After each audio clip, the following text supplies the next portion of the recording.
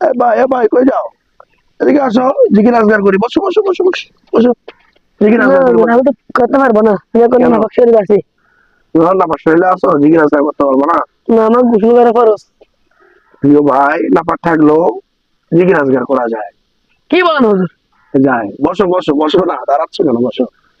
প্রিয় দর্শক শ্রোতা, আপনাদেরকে বলবো ভিডিওটি সম্পূর্ণ দেখুন। আমরা অনেকেই এরকম গোসল করা ফরজ হয়ে থাকে বা নাপাক শরীর থাকে, তখন আমরা মনে করি জিকির আজগার হয়তো করতে পারবো না। আসলে এটা ভুল। আসুন আমি আপনাদেরকে সঠিক মাসালাটি বলি। সেটা হচ্ছে, আমার প্রিয় ভাইটি এখন গোসল করা ফরজ হয়েছে ওনার উপর, এবং উনি বলতেছে সুবহানাল্লাহ আলহামদুলিল্লাহ, জিকির করতে পারবে না। আপনি জিকির দোয়া যেগুলো রয়েছে এগুলো আপনি নাপাক শরীরেও করতে পারবেন, সমস্যা নাই। শুধু কোরআনুল কারীম ধরা ছাড়া, কোরআনের আয়াত টাচ করা ছাড়া আপনি জিকির আজগার দোয়াগুলো করতে পারবেন।